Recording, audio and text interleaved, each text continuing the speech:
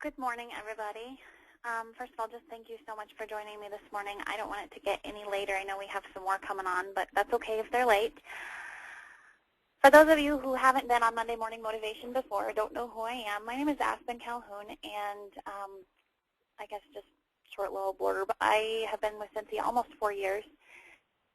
When it comes to what I do, motivation is my most favorite thing. So I hope that you guys can connect in some way this morning and something that I say can resonate with you and carry you through the day or even the week. So if you have any questions, feel free to type them in the question box and we can get to those at the end. Otherwise, we'll get rolling here. So just a little bit about motivation before we get to our topic for today. I want you to, through your business and through what you do, start today finding something to do. Not that we're not all busy. I'm not saying go out and add 10 new things to your list, but find something with purpose to do with yourself every single day. And this comes through making daily decisions about motivating ourselves. So every single day we decide who we're going to be that day. We decide what we're going to do for our business, and we decide why we're going to do it. Now, if we don't make these decisions, that means that we're not doing anything at all for our business. So make it a point to, when you wake up in the morning or the night before, think about what you're going to do for your business that day, why you're doing it. Because if you're doing things just because someone else is or just because you heard that's what works, it doesn't have a why for you. There's no motivation for you. Have a reason behind everything you do. Have a goal that it aligns with. So doing something is always better than nothing. Some things make up forward motion. But like I said, some things have to align with where you're headed. So say your goal for the next few months is to earn the incentive trip. You need to have a focus on what is going to get you there.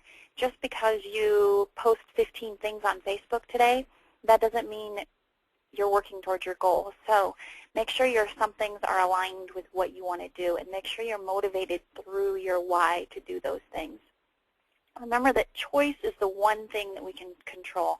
When it comes to motivation, we make the choice. We choose to take control of our day, be motivated or not be motivated to work our business or not to work our business. And then we also have to make the choice not to let others take that away from us, because it's so easy to do. We can wake up in the morning completely motivated. Here's what we're going to do. We're going to do this. We're going to do that.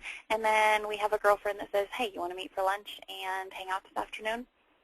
Oh, we have to weigh the options, and it's really tough because sometimes it's a whole lot easier to hang out and do nothing. But you have to motivate yourself to continue to be focused all day long. And don't get me wrong, you guys, I'm not saying you shouldn't spend time with your girlfriends or you shouldn't have a lunch date or those things. Make the time for those things too, but don't let schedule things take away your focus. So continue to be motivated and find things that motivate you, whether they be podcasts, books, this Monday Morning Motivation. If you Google some positive quotes, whatever it is that moves you forward, find those things and use them to your advantage. So I want to do something a little bit different this morning. For those of you who are on every week, you know I usually do a topic and then go through it and work it out with you guys. But I want to read something to you guys this morning, and I want to start off with just giving you a little side note about me. I'm not a nervous person, and I can speak almost in front of anybody or do a million webinars, and I don't get nervous. But the funny thing about it is when I can speak from my heart, I can speak from my head, and I can talk all day long. And those of you who know me know that I can talk all day long. But when it comes to reading something, I get nervous.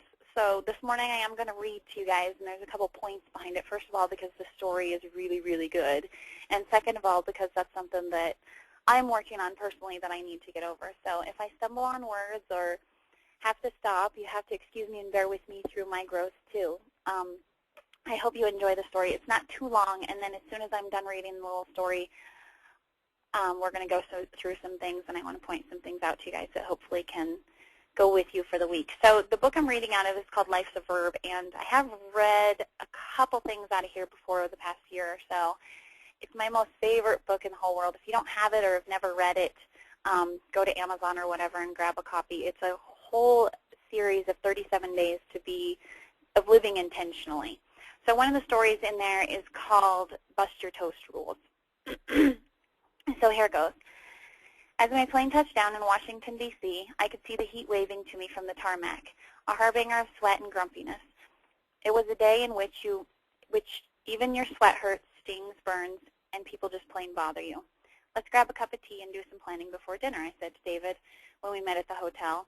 We sweated our way to a cafe, one where I used to eat when I lived in D.C., a cafe that shall remain nameless unless you happen to know of a place near DuPont Circle with a bookstore in the front and a restaurant in the back. I'm just saying. Only 4 tables were occupied. It was a little after 3 p.m., so the lunch crowd was back at work and the dinner crowd was still dreaming of 5 o'clock. Could I get you something to drink? The waiter asked. Do you have Earl Grey tea? I asked. He nodded. Then I'll have that.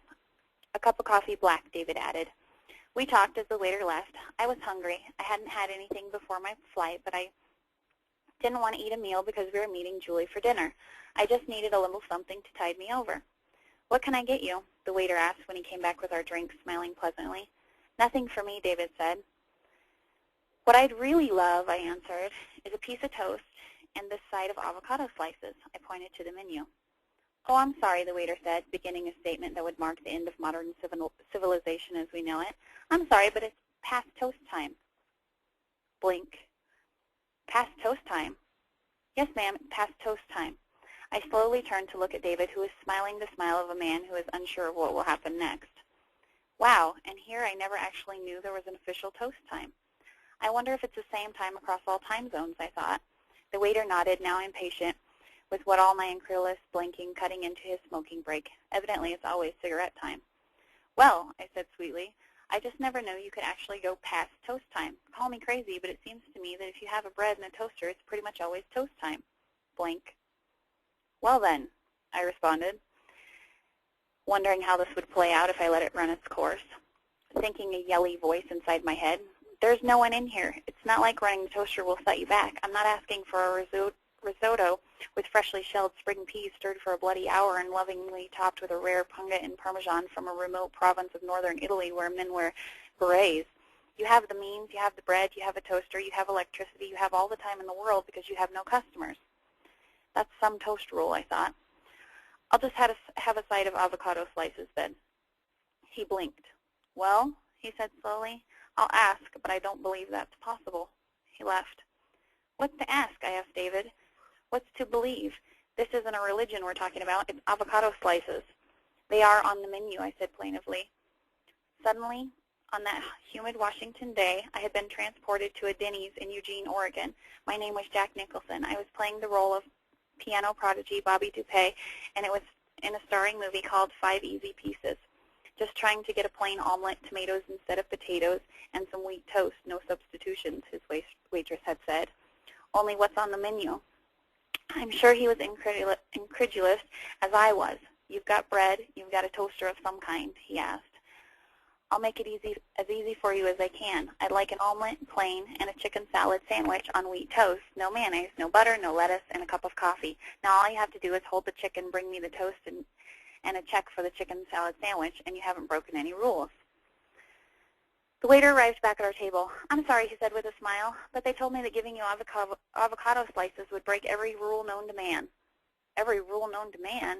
I couldn't make this up. David is my witness. Forgetting my irritation in the invocation of they, every rule, every single rule, that's some exciting avocado.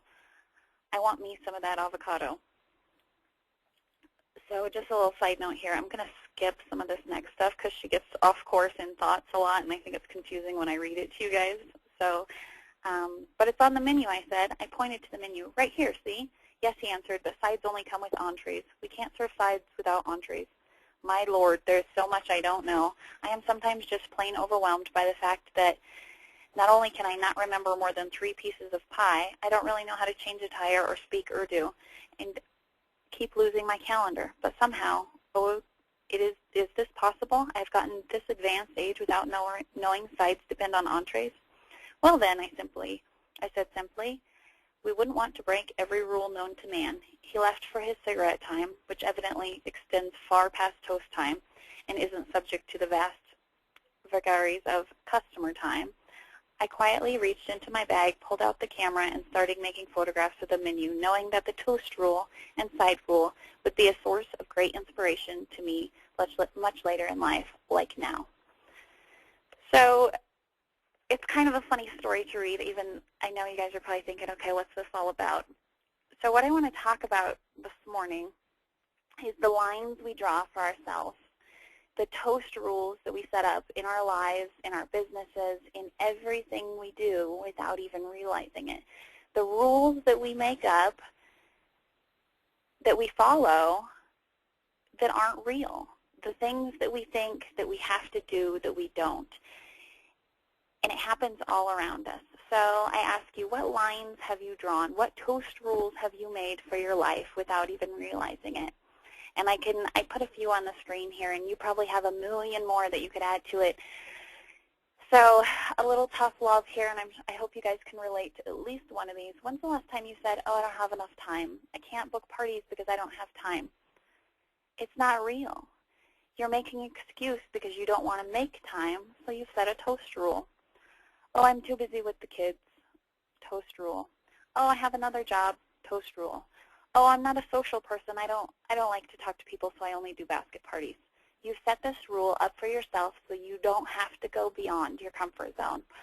Oh, I don't have support. My husband or my spouse or significant other, my family, my sister, they're not supportive of what I do.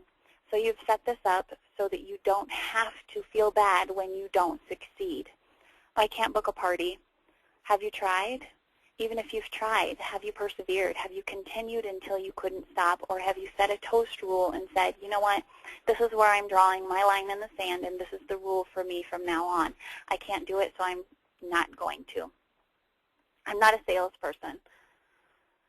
Well, I can't talk people into buying something. I don't say the right things. They won't buy something from me because of ... These are the things that we do to ourselves. We set up these tiny little rules that aren't real, so we have a reason not to do what we're uncomfortable with. I usually set up a rule that I don't read on a webinar because I'm uncomfortable with it. But they're just stupid rules, toast rules that we set for ourselves that aren't real, that make our lives more convenient. They help us live in this tiny little box. They help us choose to not escape our comfort zone. Another big one is, oh, I live in a really small town. Oh, I live in an area where there's lots of consultants. Oh, I live in a big city and I don't know my way around. Oh, I just moved. These are the lines in the sand that we draw. These are the toast rules that we make up for ourselves. Make a list yourself of the ones you have once you realize you're doing this. And like I said, the list is probably endless. We can go on forever and ever and ever with these rules that we make up for ourselves that aren't even real. And what it comes down to is excuses. We live a life of excuses, and it's supported by society. We've heard a million things about, okay, McDonald's doesn't serve breakfast after 10 o'clock. Not because they don't have the stuff, but just because they stop, because it makes it easier for them. You've heard people say, oh, people don't make a living off direct sales. How many of you have heard that? But I can guarantee you they're wrong. It's just a line that they've drawn in their lives because that's what's easiest for them. There's always, this one has to do with direct sales as well. Oh, I tried this company, but it didn't work because. It's a rule you make up for yourself to make your life easier, and it's the norm. We do it without even realizing it. Society, the people we're around do it. We start doing it when we're really, really little. So when you're in elementary school, you have your little group of friends, and you have the other little group of friends that you really don't like. So the little girl that you don't like says, can you come over to my birthday party? Well, it's not the cool thing to do, so you say, my mom said I couldn't. You're drawing a line in the sand because it makes your life easier. We do it in high school. As young as guys start asking us to the movies, we do it. my mom said I couldn't, or I have homework, or the rules we drive our lives around are only excuses. So what if we could stop? Imagine what a day, a week, a month, a year would look like if we stopped living by toast rules, if we stopped drawing lines around ourselves so that we could live in our comfort zone. What would your life look like? Would you book more parties? Would your business be more successful? Would you stop saying small things and actually be honest with people? No, I'm actually not busy this weekend. I just want some time to myself. Or I just have to work my business. I can't have lunch today. Stop doing this to yourself. Make conscious decisions not to. Make conscious decisions not to make excuses, not to draw lines in the sand, not to make yourself more comfortable, but be honest with yourself and be honest with those around you. And take notice of when other people do it. Because if we can start taking notice of the toast rules in our lives, we can change it. We can change the way we live by being more honest with ourselves. So why did I not talk to the lady at the post office today? Not because she was busy, not because I was too busy, but because that would have been out of my comfort zone and I chose not to. Start being honest with yourself and you can change the way that you live. So here's the challenge. I would like you for one day to write down your toast rules. If you could carry a little, I don't care, a packet of sticky notes, a gum wrapper, I don't care, whatever you want to write on your hand, it doesn't matter to me. If you can write down for one day every excuse, every line you draw, every toast rule you say, every choice you make not to, every reason you give yourself not to push yourself further, and every time you hear it from someone else, you will absolutely be astonished. So I encourage you to do this. Go through a day, go through a week, however long you feel necessary. And you'll probably only do it for a few hours and you'll be in awe of yourself of how many things that come out of your mouth. And I'm not saying we're all liars. I'm just saying like it's condoned by society that we live through these unreal rules. So do that for a day or so and then stop giving in to toast time. Stop running your life around the reasons you give yourself not to leave your comfort zone, the reason you give yourself to make your life easy. If you are pushing yourself to grow, to succeed, to learn, to be absolutely everything you can be, you will no longer have toast time because you're going to be uncomfortable, you're going to be exhausted, and you're going to be pushing yourself, but it's going to be amazing because it's going to create more success than you have ever dreamed possible. So that is all I have for you guys today. I hope that you found something in toast time in the story that I read that sticks with you for the week or the day, and the next time you make a rule for yourself that isn't true, that you realize that you're doing it.